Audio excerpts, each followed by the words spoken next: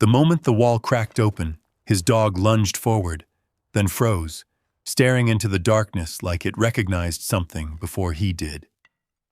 The crowbar slipped, metal screaming against stone as the hidden door gave just an inch. Cold air rushed out, sharp and stale. Koda's growl cut low through the silence, then stopped mid-breath. Ethan didn't move. Something inside had shifted, and it wasn't the wind. The wind came down off the ridgeline like it had teeth. It cut through coats, through denim, through the kind of bones that had already known too many winters.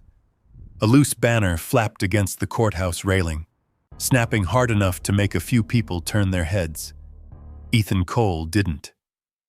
He stood at the back of the crowd with his hands buried deep in the pockets of a worn canvas jacket, shoulders squared against the cold.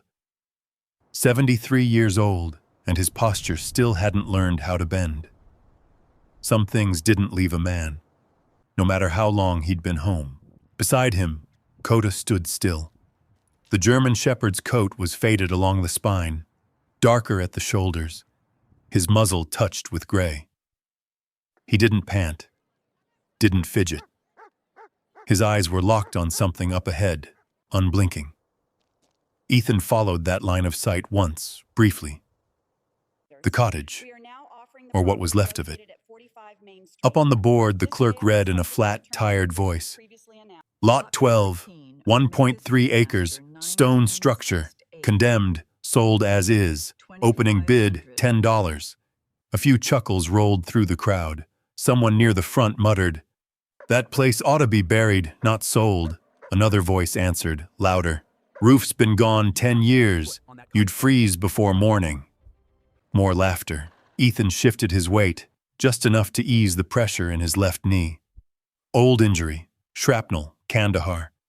Cold made it talk. He scanned the crowd without turning his head. Reflex, entry points, exit routes, hands, faces, nothing unusual. Still, Koda hadn't moved. The clerk looked up. $10. Anyone? Silence stretched. The kind of silence that wasn't empty. It was full of dismissal. People weren't thinking. They had already decided. $10, the clerk repeated, tapping the paper with a gloved finger. Or we mark it no sale. Ethan's thumb rubbed once against the seam inside his pocket. He felt the edge of the folded bills there. Not much. Enough for gas. Maybe 2 nights somewhere warm if he stretched it. The wind shifted. For a second, it carried something else. A dull sound. Metal. Faint. Like something loose knocking once against something solid. Ethan's head tilted. Barely. His eyes narrowed. Koda's ears came forward. The sound didn't come again. $10, the clerk said, impatience creeping in. Going once. 11. The word left Ethan's mouth before the rest of him moved. It didn't sound loud. It didn't need to. The clerk blinked. 11? Now people turned. Actually turned this time. Not just glanced. They saw him then. Old jacket. Worn boots. A man who looked like he carried everything he owned on his back, and sometimes did. And the dog. A few smiles spread, then widened. $11, someone echoed, amused. Another voice called out, "You serious, old man?" A man in a clean wool coat near the front, broad shoulders, polished boots, let out a low laugh. Let him have it. Save us the trouble of hauling it off. More laughter. It rolled easier now, warmer than the wind. Ethan didn't respond. Didn't look at them. He kept his eyes forward, on the board, on the structure sketched in a grainy photo pinned beside the lot number. The stone walls were still standing. That mattered. Stone held. If it had been built right, it always held. The clerk cleared his throat. "We have 11. Anyone for 12? No one moved. No one wanted it at 10. They wanted it even less at 11. now that it belonged to a story they could laugh at. 11 going once, the clerk said. The wind snapped the banner again. Koda didn't blink. Going twice. Ethan felt it again. That faint pull in the air. Not sound this time. Something else. The kind of awareness that had kept him alive when the ground wasn't safe and the sky wasn't friendly. He shifted his stance just a fraction, putting the crowd at his back, the building in front. Old habit. Cover, even when there wasn't any. Sold. The clipboard slapped against the clerk's thigh. A small sound. Final. A few scattered chuckles lingered as people turned away, already moving on to the next thing that mattered more. The man in the wool coat looked back once, meeting Ethan's eyes across the distance. There was something measuring there. Not mockery this time. Calculation. Then he smiled, thin and easy, and turned away. Ethan didn't follow him. He looked at the cottage again. Then he looked down at Koda. The dog hadn't moved, not once. His gaze was still fixed on the same point, somewhere beyond the broken line of that stone wall, somewhere behind it, waiting. Ethan's jaw tightened. Yeah, he murmured, low enough that only the dog could hear. I see it too. Koda's tail gave a single, slow motion against the cold air. And then he stepped forward, already heading toward the truck, like the job had just been assigned. Ethan followed. He didn't look back at the laughter. He didn't need to. He had heard worse in places where laughter didn't mean anything good. But as he reached the edge of the lot, that faint metallic knock echoed once more in his mind. Not from the wind this time. From the stone. Something inside that place had made that sound, and Koda had heard it first. Ethan opened the truck door, his movements steady, controlled. No wasted motion.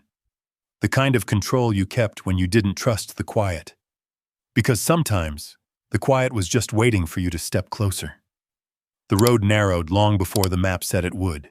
Gravel gave way to dirt. Dirt to a pair of worn tracks pressed into the hillside like something had been dragging itself up there for years. The trees closed in tighter with every turn, bare branches scratching against the truck, tapping the windows in uneven rhythms. Ethan slowed, but didn't stop. His eyes moved constantly. Not fast, not nervous, just steady. Left ridge, right slope, dead ground ahead. He marked the blind spots without thinking about it. Old habit. Koda stood on the passenger seat. Front paws braced against the door, nose angled toward the windshield. He hadn't laid down once since they left town. Easy, Ethan muttered, though his own hand had tightened slightly on the wheel. The cottage came into view all at once. No warning. One moment it was trees and rock and shadow, then the land opened just enough, and there it stood. Or what was left of it. Stone walls, still upright. Dark gray, uneven, holding their shape like they refused to give in. The roof was gone on one side, collapsed inward. A jagged line of broken rafters pointed up into the sky like ribs. Windows empty. No glass. No doors. Just openings. Ethan cut the engine. Silence dropped hard. No traffic. No voices.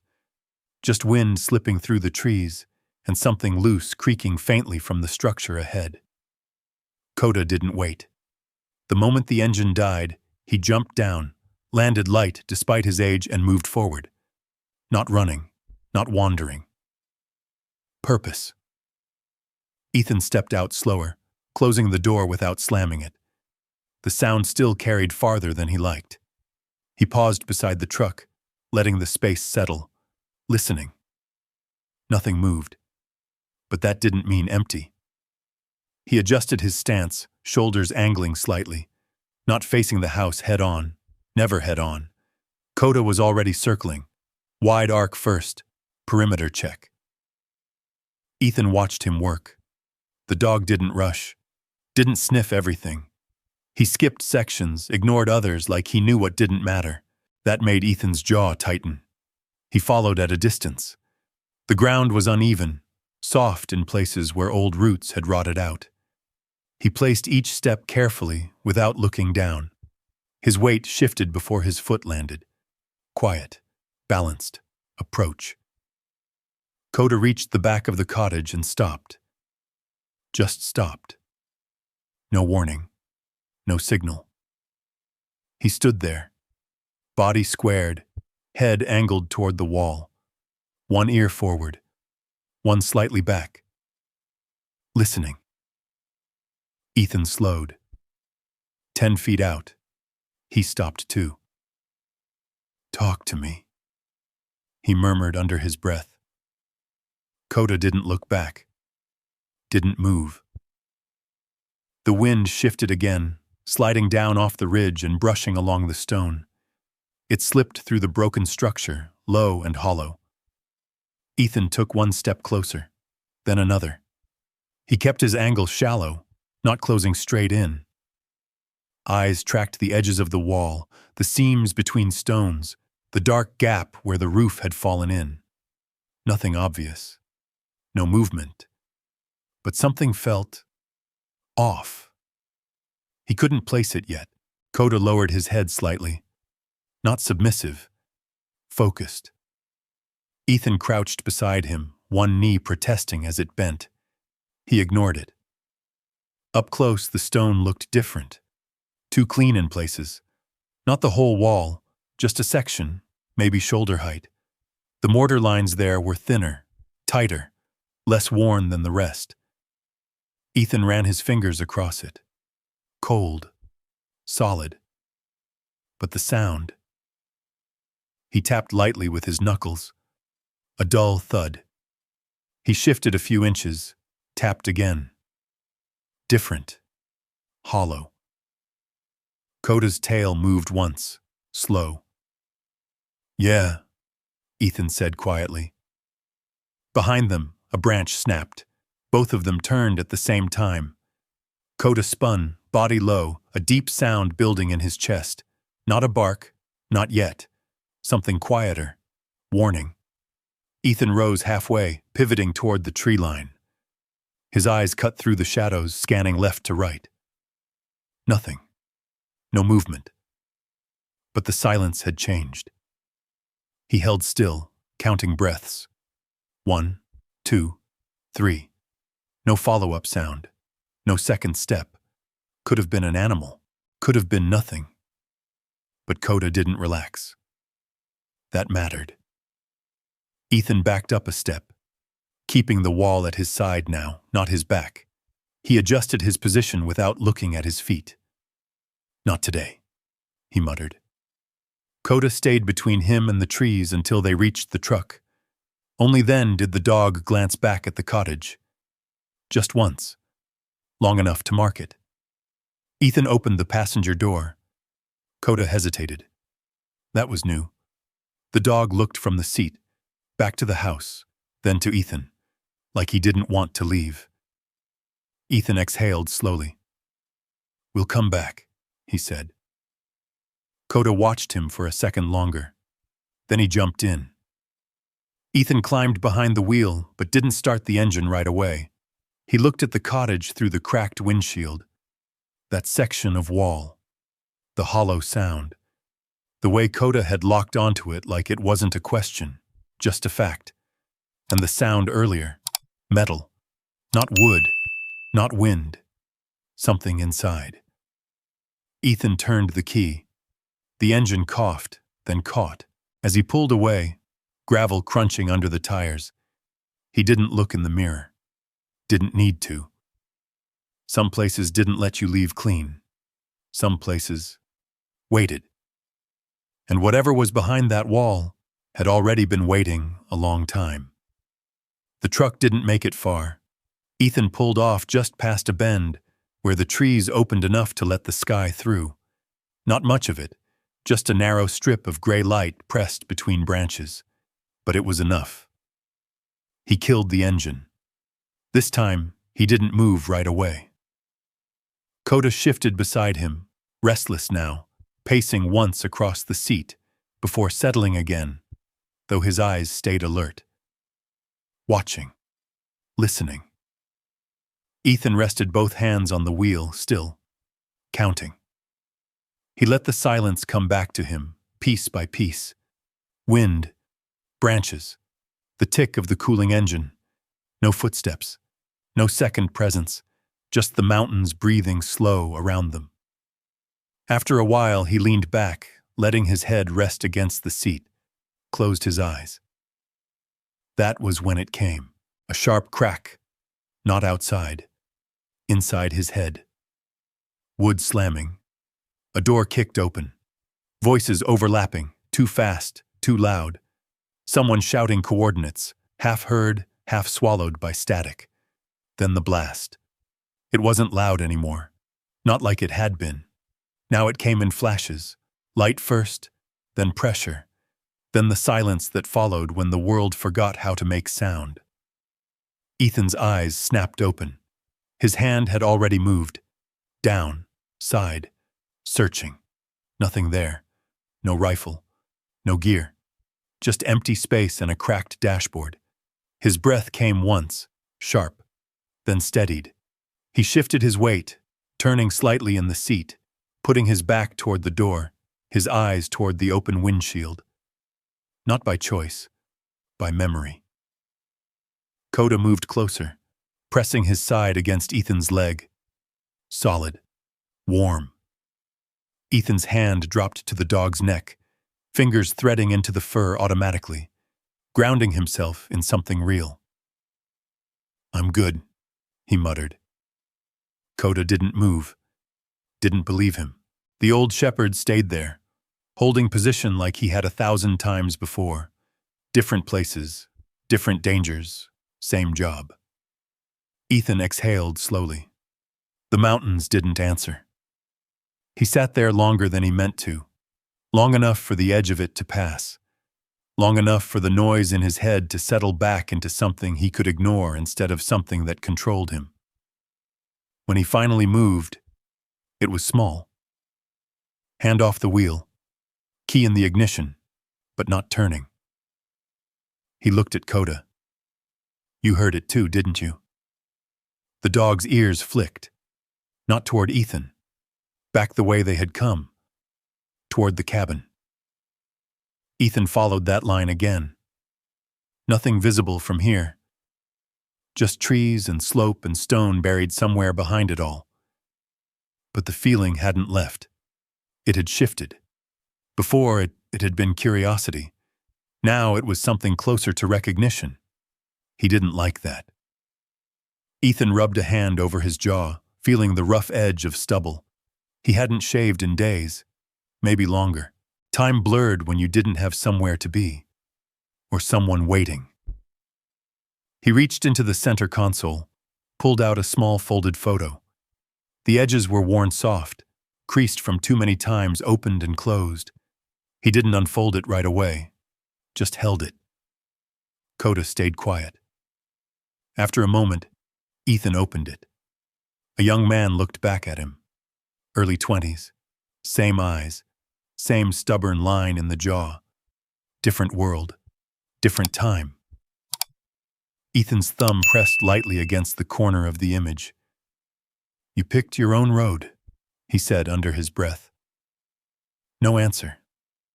There never was.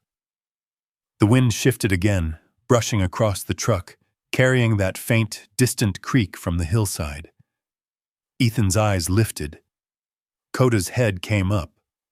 Both of them turned at the same time. That direction again. The cabin. Ethan stared for a long moment. Then he folded the photo and slid it back into the console. Decision made. Not rushed. Not emotional. Just set. He turned the key. The engine came to life with a low rumble. Koda stood immediately, paws braced, ready. Ethan pulled the truck back onto the narrow track, tires grinding over loose stone as he turned around. He didn't say anything. Didn't need to. The cabin waited, and whatever was inside it had already started pulling them back. This time, he didn't slow when it came into view. He drove straight up the incline, closer than before, cutting the engine just a few yards from the structure. No hesitation. He stepped out. Koda was already on the ground, moving, back to the same spot, same wall, same focus. Ethan followed, but this time he didn't stop 10 feet away. He went all the way in, hand reaching out, fingers pressing flat against the cold stone. He listened.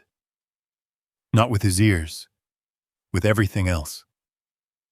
The mountain wind slipped through the broken roof behind him, low and hollow. Then, there. Faint. A soft metallic shift, like something settling deeper inside. Ethan didn't pull his hand away. His voice came out quieter now.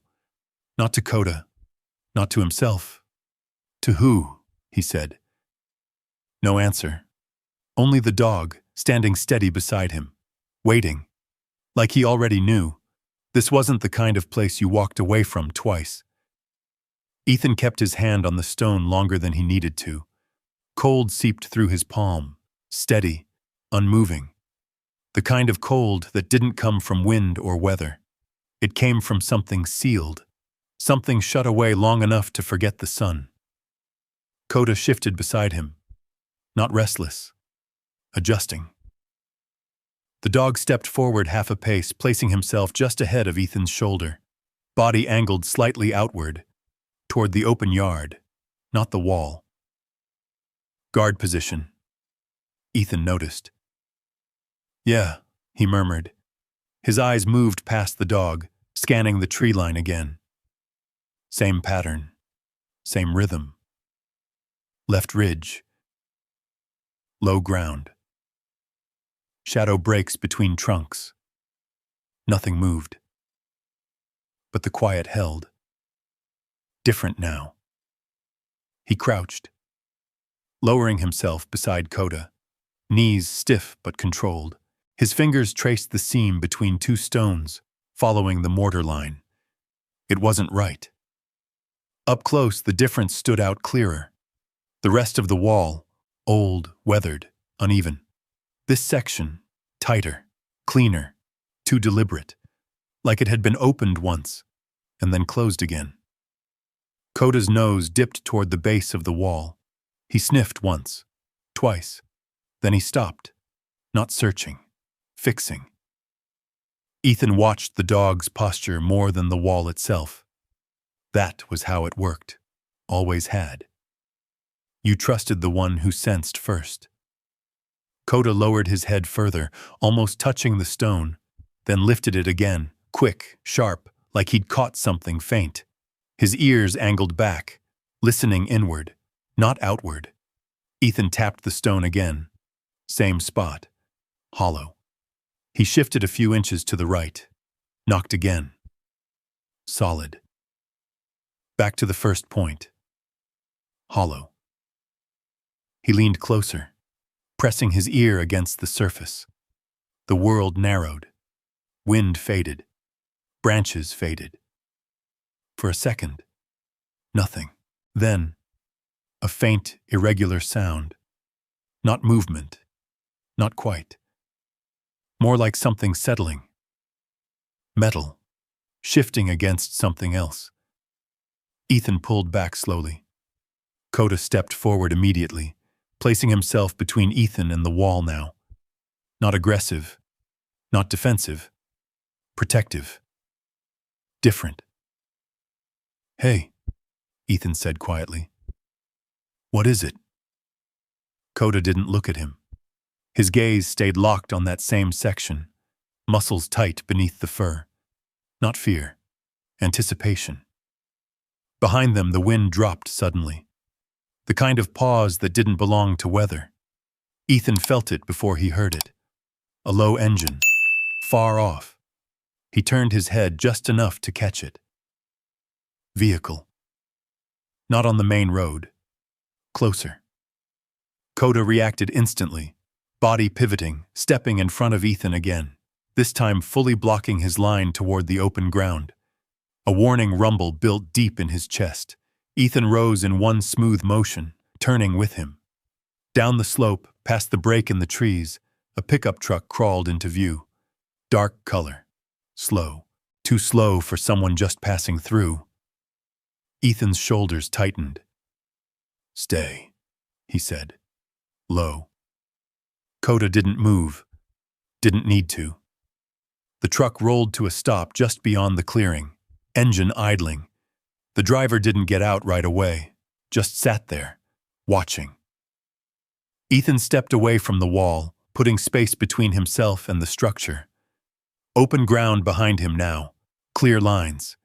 He didn't wave, didn't call out. Waited. The door creaked open. A man stepped out, mid-50s, clean jacket, boots that hadn't seen much mud.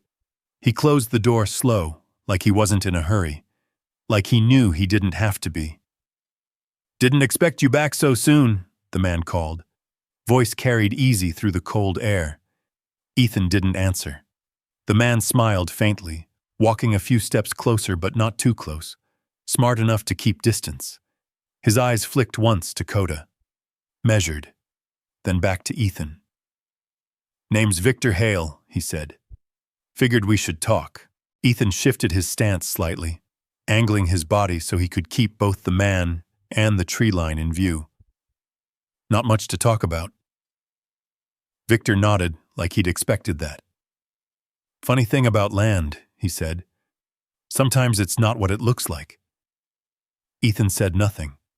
Victor glanced past him, toward the wall, just for a second, then back. That was enough. Ethan caught it, filed it.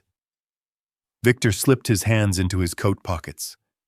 Casual, controlled. "I'll make this simple," he said. "You paid $11. He paused. "I'll give you 1,000. The wind stirred again, brushing across the clearing. Koda didn't move. Ethan's face didn't change. Victor studied him, then added, "Cash. Today." Silence stretched. Ethan let it sit. Let the offer hang there like it meant something. Then he shook his head once. No. Victor's smile didn't disappear, but it changed. Subtle, edges tightening. "Take some time," he said. "Think about it." Ethan didn't respond. Victor glanced once more toward the back wall. Then he turned, walked back to his truck, and climbed in without another word. The engine revved slightly as he pulled away, tires crunching over gravel until the sound faded back into the hills. The silence returned. But it didn't settle the same way. Ethan stood still for a long moment. Then he turned slowly, back toward the wall. Koda was already there, exactly where he'd been before, like nothing had interrupted him at all. Ethan walked up beside him again. Closer this time. He placed his hand back against the stone. The cold felt sharper now. Different. Like it had teeth. His voice came out lower. He knew. Koda's tail moved once. Ethan pressed his palm harder against the surface. That hollow spot. That sound. That look Victor couldn't quite hide. This wasn't just an abandoned place. And whatever was behind that wall, someone else already wanted it. Ethan didn't touch the stone again. Not right away. He stepped back, slow, measuring distance with his eyes instead of his feet. The wall stayed in front of him, but no longer close enough to trap him. Koda adjusted with him, always just half a step ahead. The wind picked up again, colder now, slipping through the broken frame of the cabin and carrying the faint scent of damp earth and old wood. But underneath it, something else lingered. Metal. Old. Closed in. Ethan turned, scanning the slope where Victor's truck had disappeared. The tracks were still fresh, pressed into the dirt like scars. Too fast. That was the problem. A place like this sat empty for years, and the man showed up 2 days after it sold. Not coincidence. Ethan moved back toward the front of the cabin, keeping the structure between him and the open hillside. He stepped inside through what used to be a doorway, boots crunching lightly over broken plaster and fallen beams. Koda followed, then stopped just inside, guarding the threshold. Ethan paused, listened. The interior held sound differently. The wind came through gaps in the stone, low and hollow, bouncing off walls that had been standing longer than most men lived. No movement. But the feeling stayed. He moved deeper inside, each step placed carefully, testing weight before committing. Floorboards were gone in places, replaced by bare ground and scattered debris. The roof above opened to gray sky. Exposure. Not ideal. Ethan circled once, mapping the space. Entry point. Exit. Lines of sight. The back wall. Always the back wall. He stopped near the center of the room, still. Koda's head turned sharply toward the outside. Ethan heard it a second later. Footsteps. Light. Not trying to hide, but not careless either. Approaching. Ethan didn't move toward the door. He stepped sideways instead, putting a thick section of stone between himself and the opening. Not full cover, but enough. Koda shifted, body low now, silent. The footsteps stopped just outside. A shadow crossed the doorway. Victor Hale stepped in without knocking, like he belonged there. He took 2 steps inside, boots brushing dust, eyes sweeping the room quickly, too quickly for a man just curious. Then they landed on Ethan. "You move fast," Victor said. Ethan didn't answer. Victor gave a small nod, like he respected that. "Thought about my offer?" he asked. Ethan leaned slightly against the wall, casual in appearance, balanced in reality. Didn't need to. Victor's eyes flicked once toward the back of the cabin. Again. Too quick for most people to notice. Not for Ethan. "Shame," Victor said. "It's more than fair." Silence stretched. Koda let out a low, controlled growl. Victor glanced down at the dog. "Good animal," he said. "Still working, huh?" Ethan's eyes sharpened. "How would you know that?" Victor's smile didn't change. "Just the way he stands." Koda stepped forward half an inch. Victor noticed that too, and took a small step back. Not fear. Respect. Ethan pushed off the wall, straightening slightly. "You done?" he asked. Victor exhaled through his nose, glancing around the structure again, slower this time. Taking it in. Calculating. "There's a county order on this place," he said finally. "Condemned. Unsafe. They don't usually enforce it right away, but..." He shrugged. "Things change." Ethan didn't blink. Victor met his gaze. "I could make that easier," he added. "For both of us." There it was. Not an offer. A line. Ethan stepped forward once. Not aggressive, just enough to close space. Koda moved with him instantly, staying tight at his side. "No," Ethan said. "One word. Flat." Victor held his eyes for a second longer. Then he nodded slowly. "All right," he said. "You want to make it hard." He turned toward the doorway, brushing dust from his sleeve like the place had already dirtied him more than it was worth. At the threshold, he paused, looked back. "Just remember," he said quietly, "some things get buried for a reason." Then he stepped out into the cold air and walked away. No rush, no anger. That was worse. The sound of his truck starting carried up through the broken roof, then faded down the mountain road. Silence again. But it didn't settle. Ethan stood where he was, eyes fixed on the doorway long after Victor was gone. Koda turned his head slowly, back toward the rear of the cabin, back to the wall. Ethan followed that motion. His jaw tightened. Buried, he muttered. He crossed the room in 3 strides this time. No hesitation, no distance. He went straight to the spot where the sound had come from. Koda was already there. Waiting. Ethan crouched, running his hand along the stone again, faster now, more certain. His fingers found the seam, found the difference. This wasn't just patched. It had been sealed, on purpose. He reached for the edge of a loose beam nearby, testing its weight. Heavy, solid, good enough. Koda stepped back slightly, giving space, like he knew what came next. Ethan wedged the beam into the seam between stones, adjusted his grip, set his stance, and for a brief second, everything went still. The wind, the trees, the world outside. Just him. The wall, and whatever waited behind it. Then he pushed. The stone didn't give. Not yet. But something inside shifted. A faint metallic echo, deeper this time. Closer. Ethan froze. Koda's ears snapped forward, both of them locked onto the same point, as if whatever was behind that wall had just moved. First. Ethan didn't pull the beam away.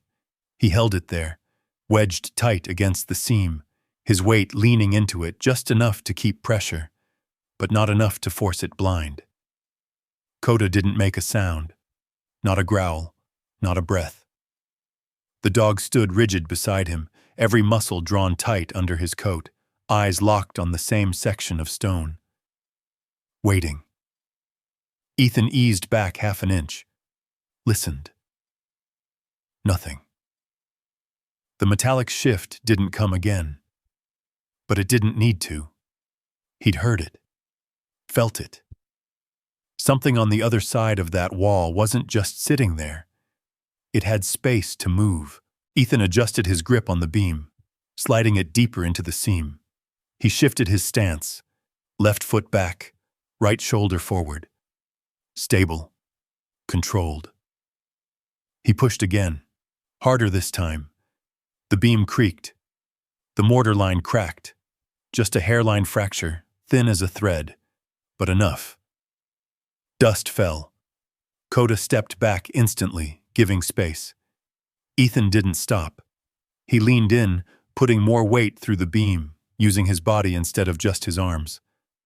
The stone groaned, a low, grinding sound that hadn't been heard in years. Then something gave. Not the whole wall. Just a section. A narrow panel, no wider than a man's shoulders, shifted inward a fraction. Cold air pushed out through the gap.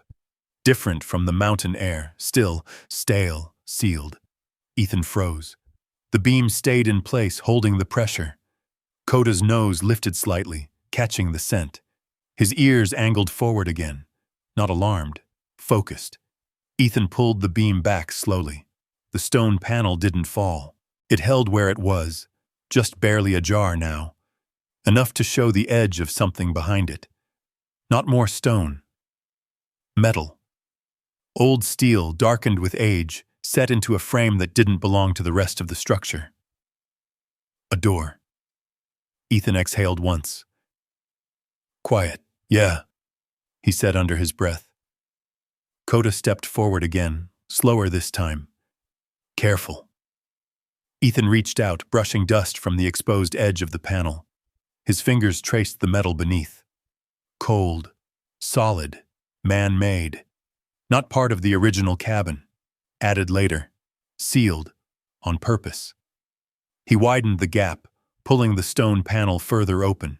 It resisted at first, then gave way with a heavier scrape, revealing the full outline of the door behind it. No handle, just a recessed grip, worn smooth. Ethan didn't touch it yet. He leaned in slightly, angling his head to listen. Nothing. No movement.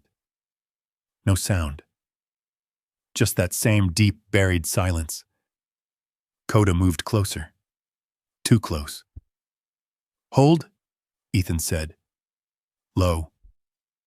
The dog stopped immediately. Ethan nodded once, then reached for the grip. His fingers settled into the recess. He pulled. The door didn't move, not even a fraction. Locked. Or stuck. He shifted his weight, bracing his shoulder against the frame. Pushed. Nothing. The metal didn't flex, didn't give. Ethan stepped back, studying it, then looked around the room. Tools. He needed leverage. His eyes landed on a rusted crowbar half buried under debris near the wall. He crossed to it, picked it up, tested the weight. Good enough. When he turned back, Koda had moved. The dog stood directly in front of the door now, body low, nose close to the seam at the bottom. Breathing in, slow, deep. Then, he pawed once at the base, not digging, marking. Ethan came back, crouching beside him. "What is it?" he murmured. Koda didn't answer, didn't look at him. Just stayed there, fixed on that point. Ethan followed the line. There, at the bottom edge of the door, a narrow gap, barely visible, but enough. Cold air seeped through it. Steady. Constant. Ethan slid the crowbar into the seam. Careful. Measured. He adjusted the angle, testing resistance. Then he pressed. The metal groaned. Louder this time. A deep, grinding sound that echoed into the space beyond. Koda's ears snapped forward. Ethan froze. Waited. No response. No movement. Just the echo fading. He pushed again, harder. The crowbar bent slightly under the strain. Then, with a sudden crack, the seal broke. The door shifted inward a fraction. Dust fell in a thick line along the frame. Ethan stepped back, pulling the bar free. The door hung there now, not open, but no longer sealed. Koda took one slow step forward. Ethan raised a hand. Wait. The dog stopped. Barely. Ethan moved in front of him, positioning himself first. Always first. He placed his hand flat against the metal. Cold. Deeper than before. Like it hadn't felt warmth in decades. He pushed. Slow. Controlled. The hinges screamed, a long, dragging sound that cut through the cabin and into the trees outside. Then the door gave, swinging inward. Darkness opened behind it.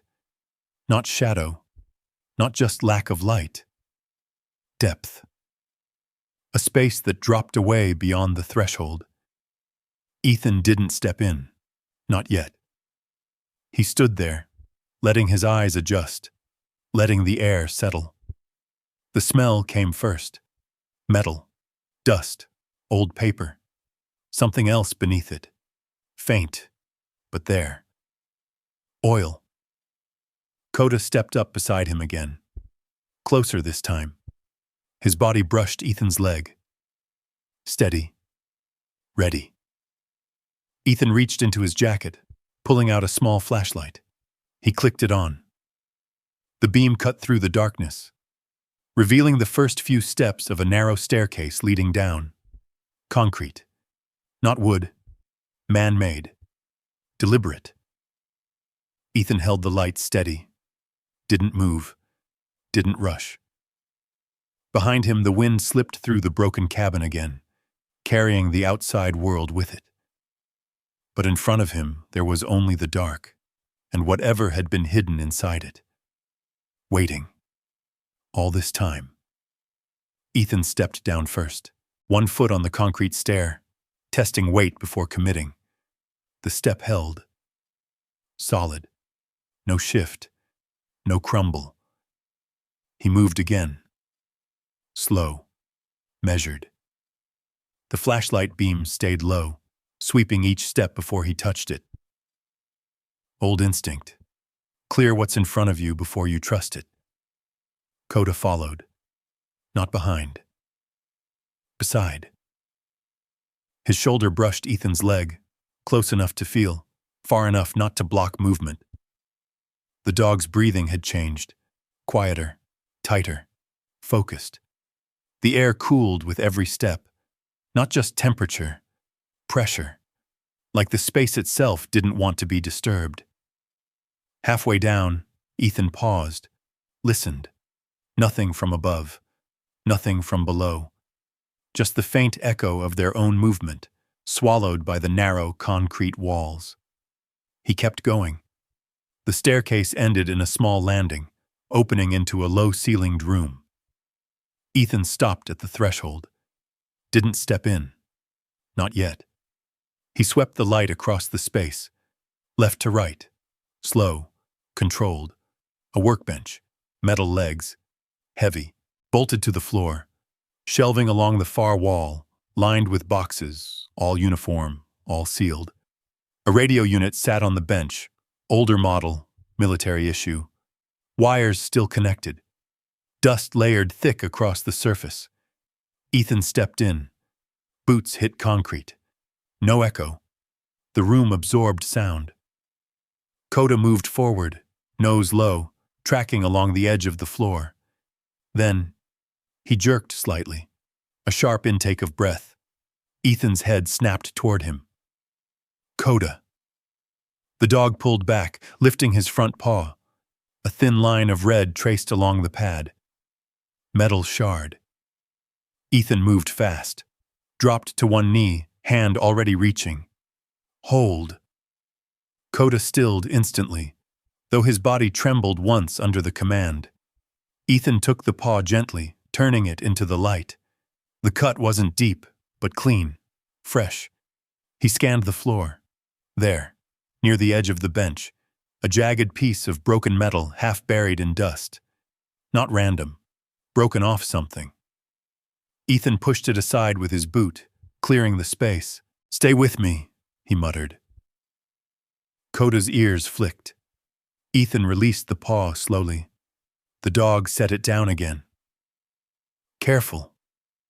But he didn't back away. Didn't retreat. Instead, he stepped forward again. Back toward the center of the room. Like the pain didn't matter. Like the mission did. Ethan watched him for a second longer, then rose. The flashlight beam moved again. Up. Across the shelves. The boxes were labeled, faded ink, military format, dates, coordinates, unit designations. Ethan stepped closer, wiped dust from the nearest one. His jaw tightened. Not standard issue, not something you'd find in a surplus store or forgotten storage. This had been organized, maintained, logged. He turned to the workbench. Papers lay scattered across it, edges curled with age. A folder sat open, clipped tight with rusted metal fasteners. Ethan set the light down, angling it across the surface. He didn't sit, didn't relax. He stood over it, like he was clearing a room that hadn't been touched in years. His fingers moved to the folder, paused, then opened it. Inside, documents, typed, stamped, black ink on yellowed paper. Ethan scanned the first page. His breathing slowed. Not calm, focused. The language was familiar, too familiar. Coordinates, operation tags, unit identifiers, but not official, not fully. Parts were missing, stripped, redacted in ways that didn't follow standard protocol. His eyes moved faster now, page to page, each one pulling something up from memory. Not full memories. Fragments. Names that didn't stick. Places that had no record. Missions that never made it into reports.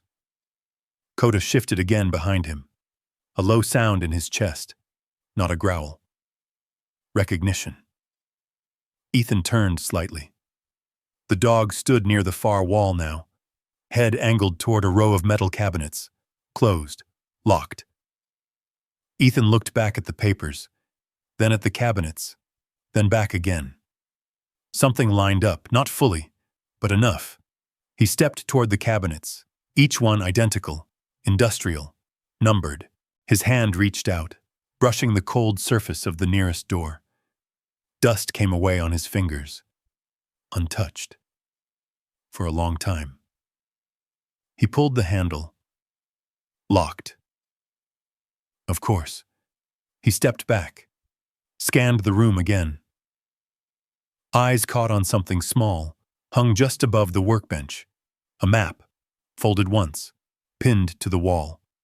He crossed back, pulled it free, unfolded it carefully. The paper cracked slightly along the crease. Ethan held it up to the light. Topographic. Mountain regions. Foreign terrain. He knew the layout before he recognized the markings. Afghanistan. His hand stilled. The map wasn't general. It was specific. Marked with routes. Zones. Drop points. Bati. Zaz. And in the corner, a unit designation. Not one he'd ever seen officially listed, but one he felt. Deep. Like something buried just out of reach. Behind him, Koda let out a low, sharp sound.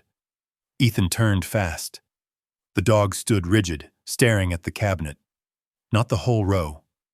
One. Specific. Front and center. Ethan stepped toward it. Slow. Measured. He placed his hand against the metal. Cold. Same as the door above. Same as the wall. Same as everything down here. But this felt different. He crouched slightly, bringing his face closer to the surface.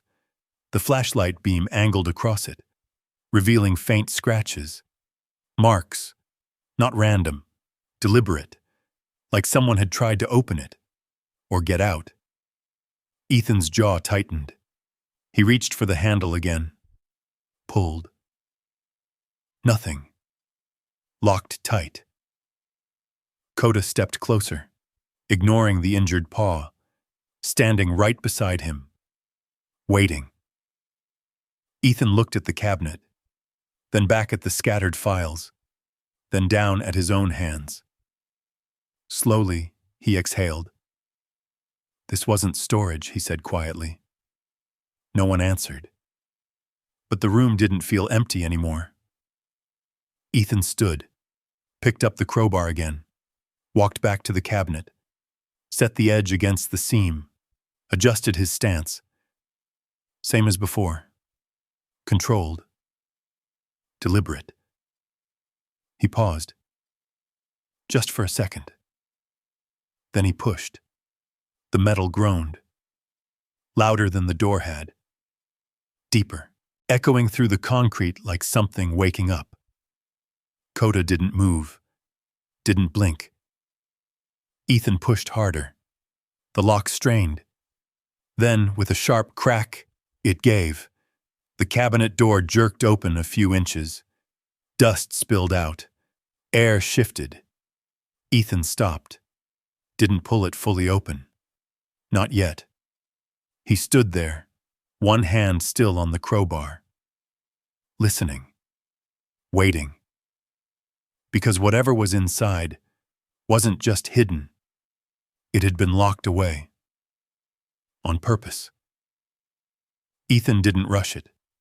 His hand stayed on the edge of the cabinet door, holding it where it had cracked open. Just enough space for the stale air to escape. Koda stood pressed against his side, breathing slow, controlled. The dog's injured paw hovered slightly off the ground, but he didn't shift away. Didn't retreat. Ethan waited, counted. 1 breath. 2.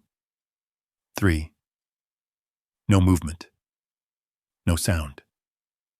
He pulled the cabinet door open the rest of the way.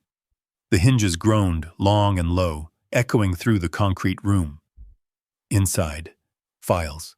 Stacked tight. Ordered. Not random storage. Not forgotten. Preserved. Ethan reached in, pulling the first folder free. The paper inside was thicker than standard issue, reinforced. Not meant for circulation. He flipped it open. His eyes moved fast at first, training taking over, scanning headers, codes, timestamps. Then slower. Something wasn't right. The formatting, the structure, it matched military reports, but not ones that ever saw daylight. He turned another page, and another. Koda shifted beside him, a faint whine escaping before he could stop it. Ethan didn't look at the dog. His focus had narrowed. Tunnel vision. The kind that came before everything changed. He pulled out a second file, then a third. Same pattern. Same markings. Unit designations that didn't exist in any official roster. Operations without names. Just numbers. Coordinates. Dates. His fingers tightened around the edge of the paper. "This isn't," he muttered. He didn't finish the sentence. Didn't need to. His mind was already moving ahead of him, connecting pieces he didn't want connected. He went back to the first file. Slower now. Reading, not scanning. Every line, every word. The air in the room felt heavier. Koda pressed closer. Ethan turned the page and stopped. Not gradually, not uncertain. Stopped. His hand froze in place. The flashlight beam trembled slightly as it caught the ink. A name. Typed clean. No redaction. No strike-through. Just there. Ethan Cole, Jr. The sound in the room dropped out. Not silence. Absence. Like everything else had been pulled away. Ethan didn't breathe. Didn't blink. His eyes stayed fixed on the page, reading the name again without moving. Making sure. Hoping, no. Not hoping, knowing. His jaw tightened slowly, muscles locking into place. He turned the page. Details. Operation code. Location. Status. KIA. Same as the report he'd been given. Same as the folded letter he'd read too many times to count. But beneath it, another line. Smaller. Different format. Reassigned under Directive Black Ridge. Ethan's hand shook. Just once. Then stilled. He leaned closer, the light tightening over the text. Black Ridge. He'd never heard of it. Not officially. But something in the back of his mind, something old, buried, shifted, like a memory that didn't want to surface. Behind him, Koda let out a low, strained sound. Ethan didn't turn. His world had narrowed to that page. He flipped forward. More entries. Same structure. Different names. Dozens of them. All listed KIA. All reassigned. Erased. Ethan exhaled sharply. Not a sigh. A break. He stepped back, one hand bracing against the cabinet to keep himself steady. The room tilted for a second, then settled. Koda moved in front of him now, pressing solid against his legs, anchoring. Ethan looked down at the dog, really looked. Koda's eyes were fixed on him. Not the files, not the room, him. Like he knew, like he remembered something Ethan didn't. Black Ridge, Ethan said under his breath. The words tasted wrong. He looked back at the cabinet, at the rows of files, at the names. All those names. Men who had died. On paper. But not here. Not in this room. Something colder settled into his chest. Not grief. Not yet. Something sharper. Focused. He went back to the cabinet, pulling more files out now, faster, but not careless. Each one opened, checked, confirmed. Same pattern, same lie, same second line. Reassigned, reassigned, reassigned. Ethan's breathing slowed, not calming, controlling. Outside, a sound. Faint, distant, gravel shifting under tires. Ethan froze. Koda's head snapped toward the stairwell. The dog's body went rigid again, low growl building deep in his chest. Ethan turned off the flashlight instantly.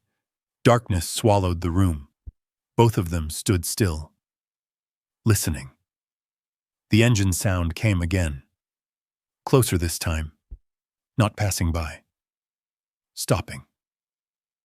Ethan's voice dropped to a whisper. Company. Koda didn't move. Didn't need to. Ethan's hand closed around the file still open in his grip. The one with his son's name. He folded it once. Tight. Then slid it inside his jacket. The rest, he left. For now. Another sound from above. A door. Not the hidden one. The cabin entrance. Opening. Ethan's eyes adjusted slowly to the dark. His posture shifted. Lower. Quieter. Every movement controlled. AO compromised. Koda stepped closer, ready. Ethan leaned toward him, voice barely audible. Stay with me. The dog's tail moved once, then stilled. Footsteps above. Not careful anymore. Confident. Ethan's gaze flicked once toward the stairwell, then back to the room, then back again. Decision. Made fast. He moved toward the stairs, silent despite the concrete underfoot. Koda followed. Limp, barely noticeable. They reached the bottom step just as a shadow crossed the opening above. Ethan stopped, pressed himself against the wall, out of direct line. Koda mirrored him. Still. Silent. The footsteps paused. Then a voice. Victor Hale. You should have taken the deal. Ethan's jaw tightened in the dark. The game had changed, and whatever was buried in this place wasn't buried enough. Ethan didn't move. Not when Victor's voice dropped through the floor above. Not when the boards creaked under his weight. Not even when a second set of footsteps followed. He pressed tighter against the concrete wall, body angled out of sight from the stairwell. Koda stayed locked at his side. Breath shallow, controlled. Above them, Victor exhaled slowly. You don't break into a place like this unless you already know something's here, he said. Another voice answered. Lower, younger. Maybe he just got curious. Victor didn't laugh. No, he said. Men like him don't get curious. They get interested. Ethan's jaw tightened. Men like him. Victor knew enough to be dangerous. The second man moved across the cabin floor. Slow steps, no rush. A drawer slid open. Something clattered lightly. They're fresh, the man said. He's been here. Ethan's fingers curled slightly at his side. Koda's ears flicked once, tracking the movement above like a radar sweep. Victor walked closer to the back wall, right above them. The sound of his boot stopped directly over the hidden door. Ethan felt it, not heard, felt, weight through the structure. Victor paused. Then, a knock. Light, testing. Same spot Ethan had found. Koda's muscles tightened. Ethan's hand dropped to the dog's shoulder. Steady. Don't move. Victor knocked again. Then again. Each time listening. Ethan held his breath. Seconds stretched. Then Victor exhaled again. Nothing, the second man said. Victor didn't answer right away. Then, he's down there. The words landed flat. Certain. Ethan's eyes narrowed in the dark. Koda let out the faintest sound in his chest. Ethan pressed his hand harder into the dog's fur. Hold. Above them, the second man shifted. You want me to? No. Victor cut him off. A pause. Then, not yet. Boots moved again, away from the wall. Ethan didn't relax, didn't shift. He stayed locked in place, waiting for the mistake, for the move, for the sound that meant they were coming down. Instead, Victor's voice again. Louder now, carrying. You come out on your own, we can talk. Silence. Ethan didn't respond, didn't acknowledge. Victor waited. Counted. Then, you found something, he said. I can hear it in how you're breathing. Ethan's expression didn't change, but his breathing had already slowed, controlled, invisible. Victor smiled above, unseen. You think you're the first? He continued. You think nobody's ever opened that door before? Koda shifted. Ethan felt it. The dog wasn't reacting to the words. He was reacting to something else. Outside. Ethan caught it a second later. Another engine. Different direction. Farther out. Not one of Victor's. Victor heard it too. His voice cut off mid-sentence. The second man stepped toward the doorway. Someone else is coming. Victor moved fast this time. No more calm. Time's up, he said. Boots crossed the floor. Fast. Ethan's eyes flicked to the stairwell. Now or never. He moved. Silent. Fast. Up 2 steps, then stopped. Koda surged with him. Ethan listened. Victor was already moving out. The second man followed. No one coming down. Not yet. Ethan took the rest of the steps in 3 quick strides, keeping low as he reached the top. He stopped just below the edge. Waited.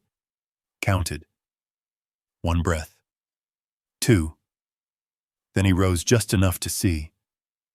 Victor stood outside the cabin now, looking down the slope toward the incoming vehicle. The second man beside him, neither looking back. Ethan didn't hesitate. He stepped out. Koda followed. The cold air hit hard after the sealed room below. Victor turned. Too late. Ethan was already moving past him. Not running. Not panicking. Just moving with purpose. Victor stepped into his path. Where you think you're going? Ethan didn't stop. Koda moved first, a flash of gray and muscle.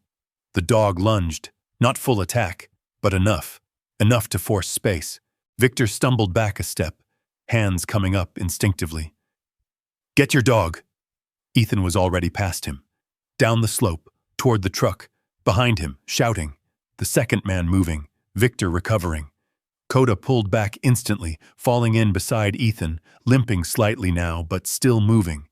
They reached the truck. Ethan yanked the door open. Koda jumped in. Ethan slid behind the wheel, key already turning. The engine roared to life. Gravel spit under the tires as he pulled hard away from the cabin. In the rear view, Victor stood in the road. Watching. Not chasing. That was worse. Ethan didn't slow. Didn't look back again. Koda braced himself against the seat, breathing heavier now. Ethan glanced at the dog's paw. Blood. More than before.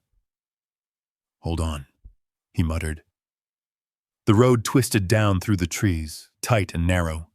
Ethan drove it like he knew it already. Fast. Controlled. Every turn calculated. Behind them, nothing followed. No engine, no pursuit, just silence closing back in. Ethan's hand moved to his jacket, touched the folded file inside. The name, still there. Not gone. Not buried.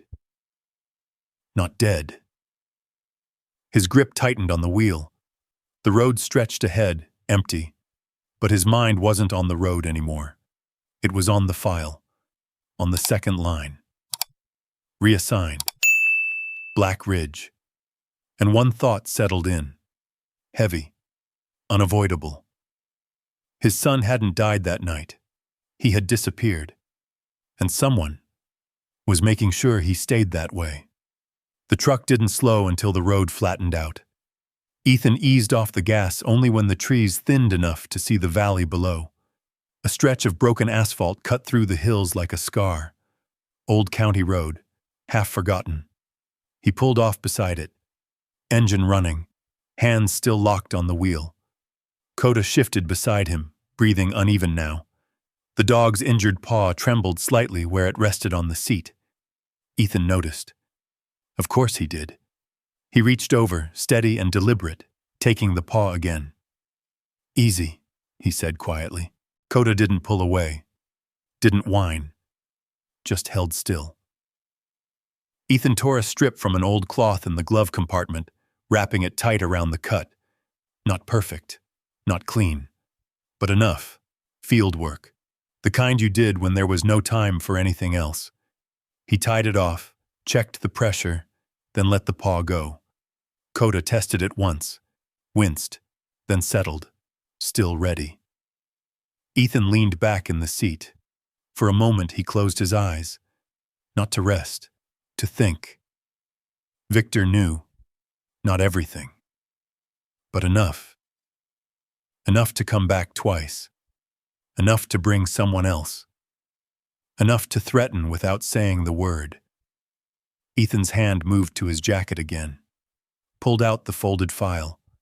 He opened it. Slow, careful. The name sat there, same as before. Didn't change, didn't fade. Ethan Cole, Jr. His thumb pressed against the ink like it might move. It didn't. Below it, that second line. Reassigned under directive Black Ridge. Ethan exhaled once, then again. The air in the cab felt tighter now. Not panic, compression. Like everything had narrowed to a single point. He flipped the page. More details. Coordinates. Dates. A transfer. Not a death. A handoff. Someone had signed off on it. Initials. Not a name. Never a name. Ethan stared at them, trying to pull something out of memory. Anything. Nothing came. Just that same empty space where something should have been. Behind him, a car passed on the road. Normal. Civilian. The sound faded quickly. Ethan folded the file again. Tighter this time. He tucked it back into his jacket, then reached for the key. The engine was already running. He put the truck in gear. Koda looked at him, not questioning. Waiting. Town, Ethan said. The word felt heavier than it should have. The truck rolled forward, tires hitting asphalt with a dull thud. The world changed. Up on the mountain, everything had been contained, isolated. Down here, there were people, witnesses, eyes, and maybe answers. They drove in silence. The road stretched ahead, lined with faded fences and rusted mailboxes. A few houses sat back from the road, lights on, smoke drifting from chimneys. Normal life. Ethan didn't slow for it, didn't look. His focus stayed forward, always forward. Koda shifted again, adjusting his stance as the truck turned into the small town. One main street, a diner, a gas station, a courthouse that had seen better decades. Ethan pulled into the lot beside it, killed the engine. This time he didn't hesitate. He stepped out. Koda followed. limp still there, but smaller now, controlled. Ethan moved toward the building, every step measured, every movement watched. The door opened with a soft creak. Inside, warmth, light, and the low hum of voices. People turned. Not all. Just enough. They noticed him, noticed the dog, noticed the way he carried himself. Ethan didn't stop. He moved to the counter. A clerk sat behind it. Older woman, glasses low on her nose. She looked up. "Help you?" Ethan didn't answer right away. He reached into his jacket, pulled out the folded file, set it on the counter. Not open. Not yet. The woman glanced down at it, then back up at him. "You from out of town?" Ethan's eyes stayed on hers. "No." She frowned slightly. "Then what is this?" Ethan unfolded the paper, turned it toward her. "Just enough. Not the whole thing, not everything." Her eyes moved across the text, then stopped. Something changed in her expression, not recognition, but discomfort. She looked up again. "Where'd you get this?" Ethan didn't answer. He leaned in slightly, lowered his voice to us. "Who handles records like this?" The woman hesitated. Her eyes flicked toward the back office, then back. "We don't keep military files here." "I didn't ask that." Silence. The room behind them kept moving. Coffee poured, chairs scraped. Normal. But here, the air tightened. The woman exhaled slowly. "There's a council meeting tomorrow," she said. "County business, land permits. Old records sometimes come up." Ethan didn't move. She added, quieter now, "If something's tied to that land, that's where you'll hear it." Ethan nodded once, took the file back, folded it again. No more questions. He turned to leave. Koda followed instantly. As they stepped back outside, the cold hit again. Sharper now. Clearer. Ethan stopped beside the truck, looked back at the courthouse. Lights glowing inside. People moving. Oblivious. He opened the door. Koda climbed in. Ethan paused for just a second longer, then got behind the wheel. Engine on. Decision made. Tomorrow, he wouldn't run. He wouldn't hide. He'd bring the truth into the open. And if Victor Hale wanted it buried, he'd have to do it in front of everyone. The courthouse filled slower than it should have. People came in ones and twos at first. Jackets pulled tight, boots carrying in dirt from the roads, voices low and easy like it was just another county meeting. It wasn't. Ethan stood near the back wall, off to the side where he could see the door, the windows, the full room. Habit. Always knowing where things could break. Koda lay at his feet. Not sleeping. Never sleeping. His head rested low, eyes open, tracking movement with quiet precision. The bandage on his paw had darkened slightly, but he hadn't complained, hadn't slowed, didn't know how. Ethan didn't either. The room filled, chairs scraped, papers shuffled. At the front, council members took their seats behind a long table worn smooth by years of hands and decisions. Victor Hale sat at the center, calm, collected, like this was already finished. His eyes moved once across the room and found Ethan. No surprise. No reaction. Just a small shift in posture, like he had been expecting this all along. Ethan didn't look away. The meeting started. Routine first. Permits. Road repairs. Small things that filled time but didn't matter. Ethan waited. Still. Quiet. Koda didn't move. Then, Next item, one of the council members said. Discussion on the Hale development expansion along the North Ridge. Victor leaned forward slightly. Confident, prepared. The land in question has been unused for years, he said. Condemned structures, unsafe conditions. We've secured approval for clearing. That land isn't empty. Ethan's voice cut through the room. Not loud. Didn't need to be. Everything stopped. Heads turned. Victor didn't. Not right away. Ethan stepped forward. One step, then another. Koda rose with him, staying tight at his side. The room watched, measured, curious. Victor leaned back slowly, folding his hands. Mr. Cole, he said, didn't expect you to join us. Ethan reached into his jacket, pulled out the file, held it in his hand. You said it was empty, Ethan said. Victor tilted his head slightly. It is. Ethan shook his head once. No. He stepped closer to the front table, set the file down. The sound was small, but it landed. Then explain that. Silence. One of the council members leaned forward, hesitant. What is this? Ethan didn't answer.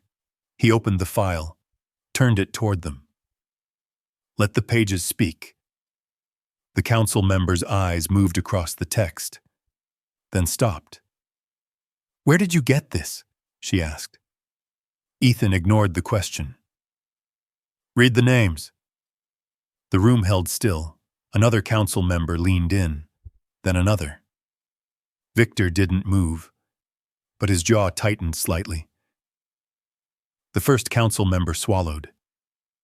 These are military records. Not records, Ethan said. Reports. Of what? Ethan looked at her. Men who died. A pause. Then, or were supposed to.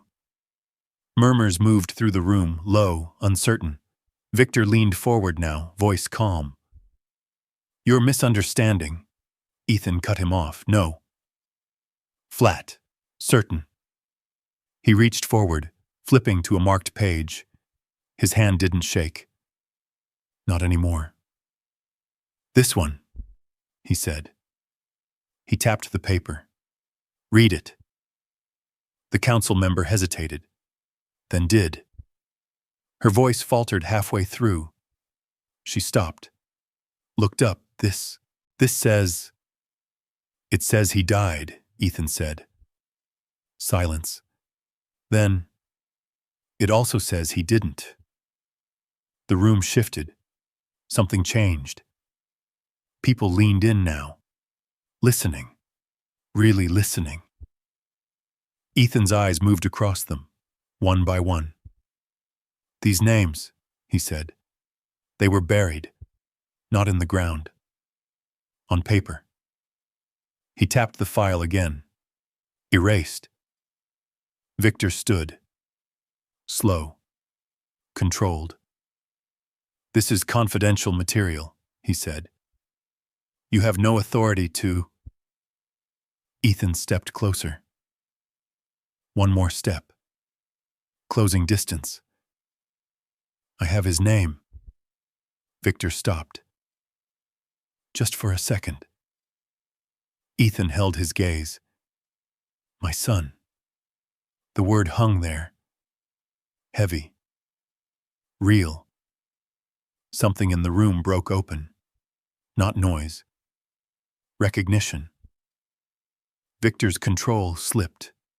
Just enough. That doesn't prove anything, he said.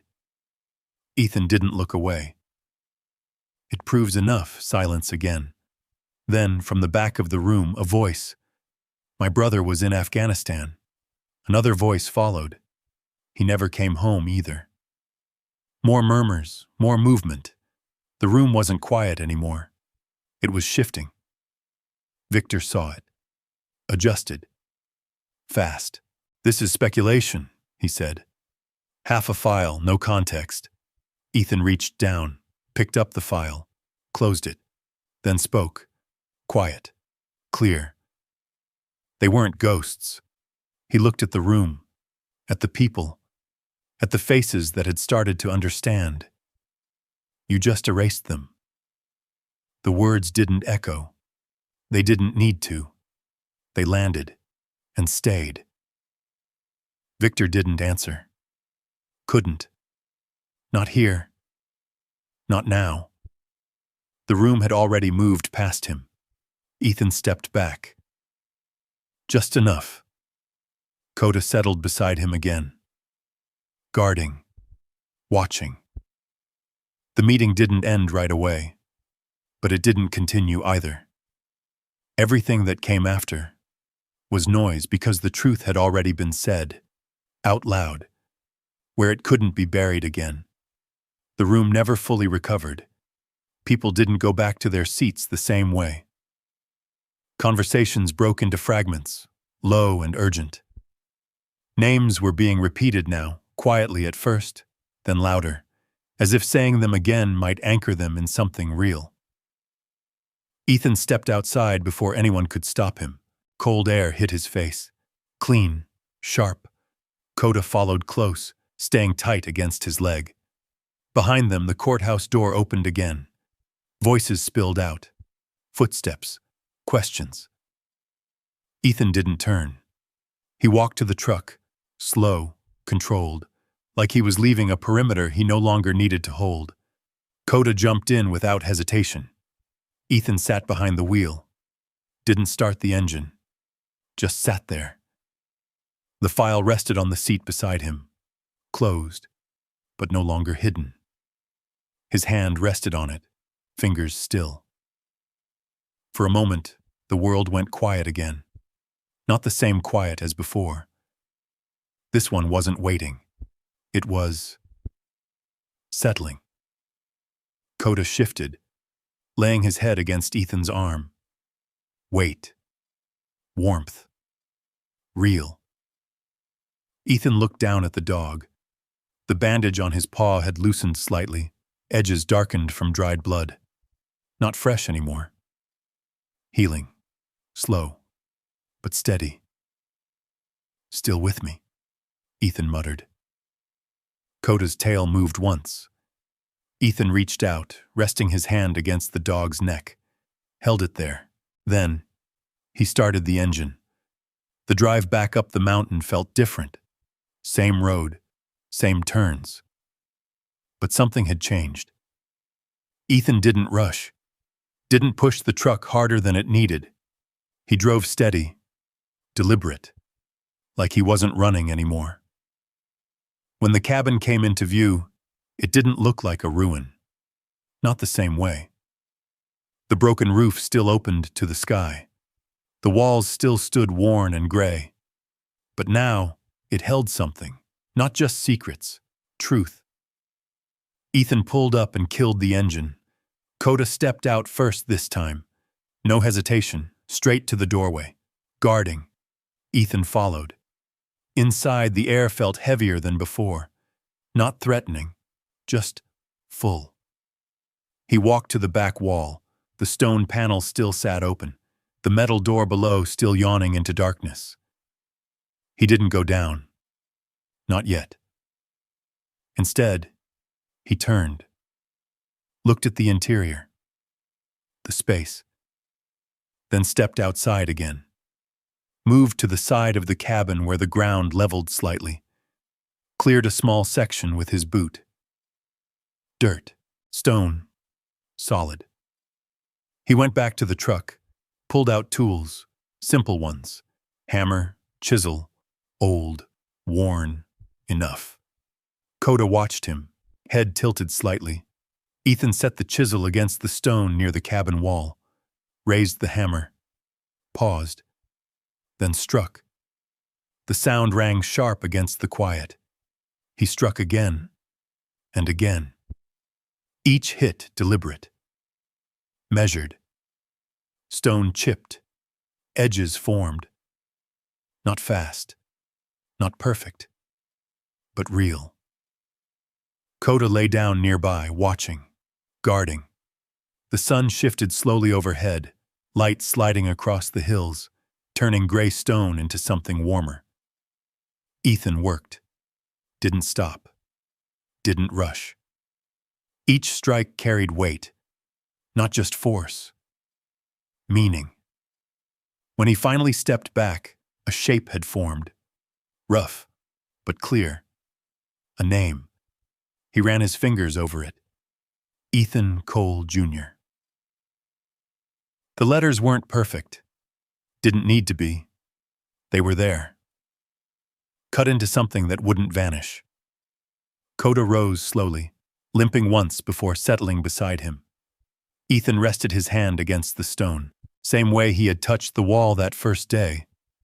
But this time, it wasn't searching. It was placing. Behind him, the wind moved through the trees again. Soft. Not sharp anymore. Ethan stood there a long moment, then stepped back. Koda moved with him. They stood side by side, looking at the carved name. No words. None needed. The cabin behind them held what had been hidden. The world below had heard it spoken. And here, on the mountain, it stayed. Ethan turned toward the doorway. Koda followed. Together they stepped back inside, not as strangers, not as men chasing something buried, but as the ones who had found it, and weren't going to let it disappear again.